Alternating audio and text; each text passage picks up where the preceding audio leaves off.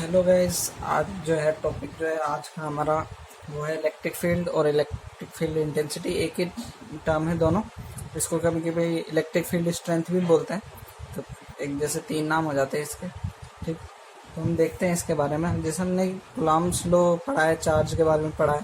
ठीक है, तो एक्चुअली जो है इलेक्ट्रिक फील्ड को हम ऐसे देखेंगे कि एक जो ऐसे मैग्नेट होता है ना, मैग्नेट के अराउंड क्या होता है, मैग्नेट है कोई भी, ठीक है, ऐसे नॉर्थ हो गया, साउथ हो गया। तो हम देखें नॉर्थ पोल के अराउंड क्या है, जैसे मैग्नेटिक फील्ड होता है। ठीक है, ये दिखाई तो देता नहीं है, लेकिन इसके इसके पास में आप कोई भी क्या है, कोई भी मैग्नेटिक बॉडी लेकर के आएंगे तो वो क्या होगी, अट्रैक्ट होने लगेगी इसके, मतलब कि इसके अराउंड क्या होता है, एक फील्ड होता है। वैसे हम क्या कह रहे हैं, एक चार्ज जो है, ठीक है, ये चार्ज ले लिया हमने, ठीक है ना। इस चार्ज के अराउंड क्या होगा, एक फील्ड होगा। इस चार्ज के अराउंड क्या होगा, एक फील्ड होगा, जिसमें जिसमें कोई भी दूसरी बॉडी आए, ठीक है ना, न्यूट्रल आए या चार्ज आए, ठीक, वो क्या होगी, एक इलेक्ट्रिक फोर्स क्या करेगी, एग्जर्ट करेगी। ठीक है ना, उस पर क्या लगेगा, इलेक्ट्रिक फोर्स लगेगा। जैसे कि हमने क्या देखा, एक चार्ज कर लिया हमने स्केल को, ठीक है ना, हेयर से रब करके। ठीक है, तो हमने देखा क्या कि स्मॉल जो थे आपके पेपर, वो क्या होते थे, अट्रैक्ट होते हैं।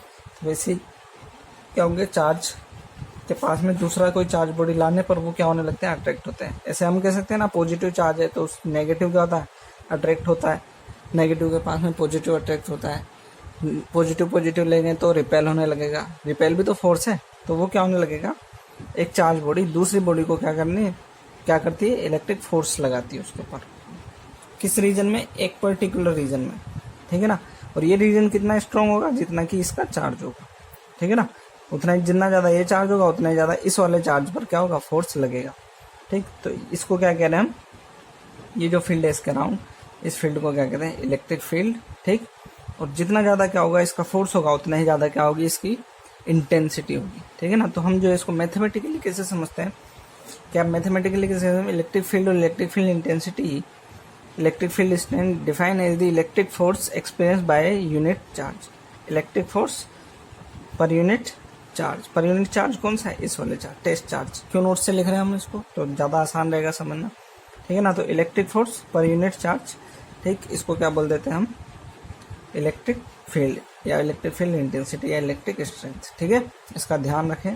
ठीक, बहुत ही इम्पोर्टेंट टर्म है, जो है पूरे चैप्टर में इम्पोर्टेंट है।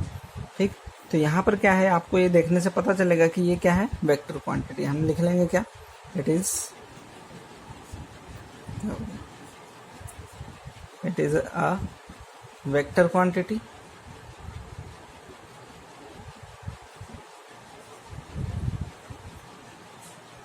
ठीक है, कैसी है, वेक्टर क्वांटिटी। क्यों, क्योंकि क्या है, चार्ज आपका स्केलर है, फोर्स कैसी है, वेक्टर है, तो फोर्स वेक्टर, तो ये भी क्या होगी, वेक्टर होगी। तो वेक्टर क्वांटिटी है, तो आप इसको ना कैसा लिख सकते हो, और E vector is equal to F vector upon Q naught, इस तरीके से लिख सकते हो। ठीक, तो ये ऐसा आपका डिफाइन हो जाएगा, ध्यान रखें इसका। ठीक है, तो इसके बारे में और जो है हम इसके यूनिट वगैरह देख लेते हैं। एसआई यूनिट क्या क्या है इसकी। ठीक, यहाँ से दिख रहा है फोर्स मतलब न्यूटन, चार्ज की न्यूटन पर कूलम हो जाएगी। और एक और होती है वोल्ट मीटर, क्या होती है, वोल्ट मीटर, वोल्ट पर मीटर, सॉरी, है ना, वोल्ट पर मीटर, ये क्या होती है इसकी एक और यूनिट होती है ना। आप आगे एक रिलेशन पढ़ेंगे, V is equal to E D L, क्या पढ़ेंगे, V is equal to E D L. ठीक है, तो V वोल्ट के लिए होता है, V ई डी एल है ना, तो V वोल्ट के लिए होता है, E इलेक्ट्रिक फील्ड और डी एल लेंथ, तो ये अपन में चल जाएगी, तो ये वोल्ट पर मीटर हो जाएगी, वोल्ट पर मीटर, है ना, इसका ध्यान रखेंगे। तो ये जो है आप कुछ टर्म्स है, इसका ध्यान रखें। अच्छा, इसकी जो डायमेंशन है, डायमेंशन भी निकलवा देते हैं, कैसे अभी देख लेते हैं डायमेंशन को भी। ठीक है, तो इसकी डायमेंशन जो है, डायमेंशन उसको भी देख लेते हैं, डायमेंशन कैसे निकालेंगे। डायमेंशन को क्या बोलेंगे, देखें, E is equal to F upon Q, है ना। ठीक, तो एफ के लिए क्या हो जाएगा, डायमेंशन, एफ फोर्स की डायमेंशन क्या होती है, M1 L1 E-2 होती है। और चार्ज की होती है, देखें, I is equal to Q upon T होता है ना, तो क्यू इज इक्वल टू क्या हो जाएगा, आई टी, और आई किसका है, करंट होता है, मतलब करंट पर चार्ज पर यूनिट, करंट जो इलेक्ट्रिक करंट है वो क्या होता है, चार्ज पर यूनिट टाइम। तो चार्ज क्या हो जाएगा, आई इंटू टी। ठीक, और ये क्या हो गया, आई, आई क्या है, करंट, करंट के लिए क्या लिखते हैं हम, ए, टाइम के लिए क्या लिखते हैं, टी, तो ए टी। ये हो जाएगा यहाँ पे क्यू, चार्ज के लिए क्या आ जाएगा, ए टी। ठीक, तो इलेक्ट्रिक फील्ड का जो डायमेंशन है वो क्या निकल करके आएगा हमारा, M1, L इधर एक ही है, L1 T -2 है, ऊपर जा करके ये 1 क्या हो जाएगा, -3, और क्या बच गया, A -1। ठीक है, तो M1 L1 T -3 A -1 क्या हो जाएगा, इसका डायमेंशन हो जाएगा। पूछ लेते हैं पेपर में कभी कभी, ठीक है ना। तो ये क्या हो जाएगी, इसकी डायमेंशन हो जाएगी। ठीक, तो ये सब चीज़ें हैं जो बेसिक चीज़ें हैं।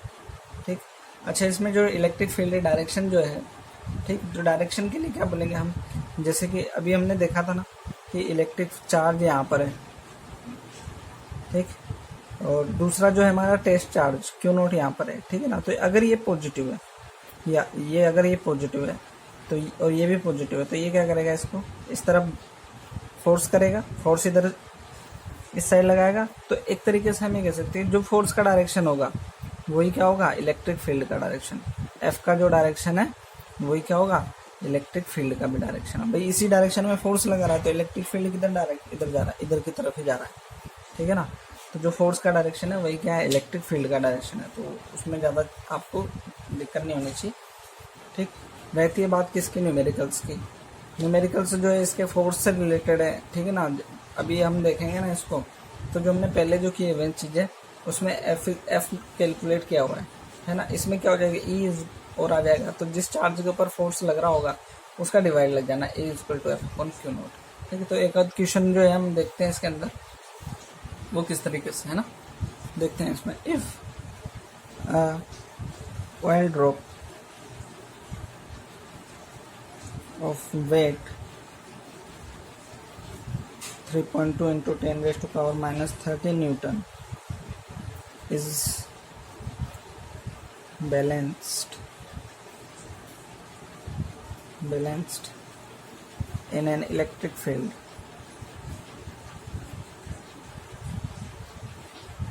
of 5 into 10 raised to power 5 into 10 raised to power 5 Newton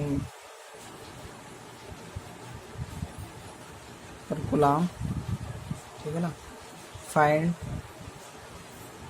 the charge on oil drop.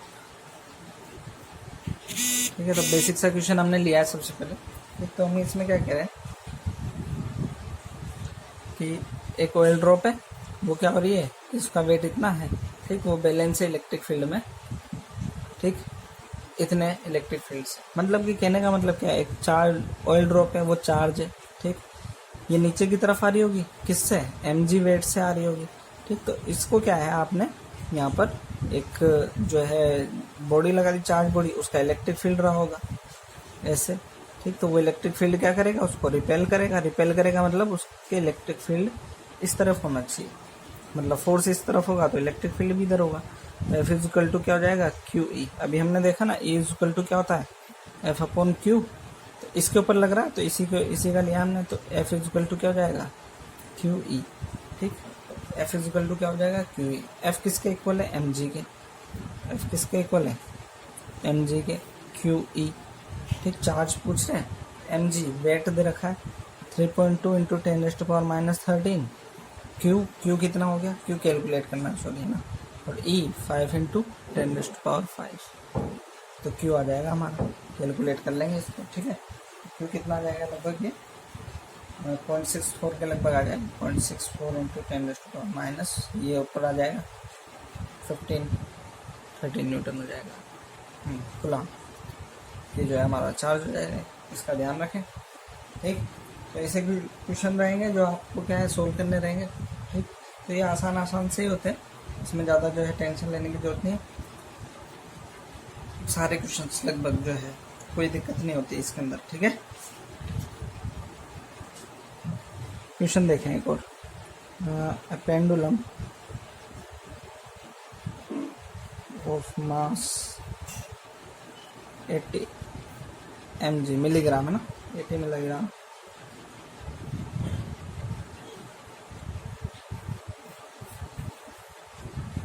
carry a charge of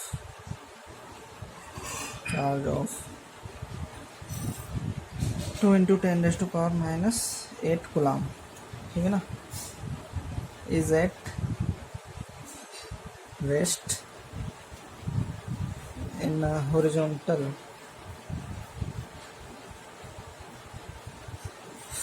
uniform electric field, ठीक है ना। ये यूनिफॉर्म का मतलब जो है, आप इसको ऐसे समझे कि जो है टाइम के साथ में क्या नहीं कर रहा हो, चेंज नहीं हो रहा हो, ठीक है ना। मतलब कि आप उसको कंटिन्यूस देख रहे हैं तो उसकी इलेक्ट्रिक फील्ड की इंटेंसिटी एक जैसी है, ठीक है ना। बीच में इंटेंसिटी से मतलब है मतलब कि किसी पॉइंट पर देखें, जैसे कि हम यहाँ पर बात कर रहे हैं ना, ऐसे देखें तो इलेक्ट्रिक फील्ड ऐसा जा रहा है। तो अगर हम इसमें लाइन खींचे तो इस सभी पॉइंट्स पे क्या होना चाहिए, इलेक्ट्रिक फील्ड सेम होना चाहिए, ठीक है ना। अगर ऐसा सेम है तो यूनिफॉर्म इलेक्ट्रिक फील्ड बोलेंगे उसको, अदरवाइज क्या होगा, चेंज बोलेंगे फिर उसको, ठीक।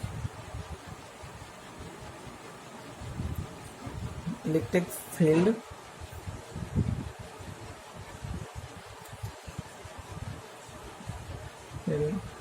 Of 2 into 10 raised to power 4 volt meter inverse, ठीक है। फाइंड द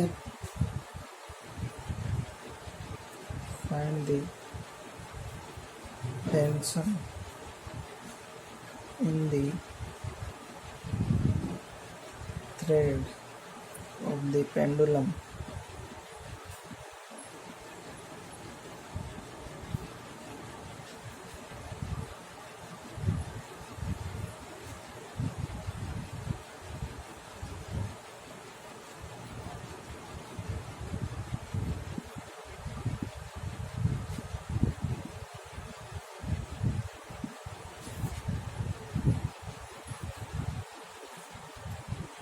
ठीक है। देखें क्या कह रहा है कि एक पेंडुलम है, ठीक, एक पेंडुलम है, ऐसे होगा वो, मान लीजिए शुरू में ऐसे रहा होगा, ठीक।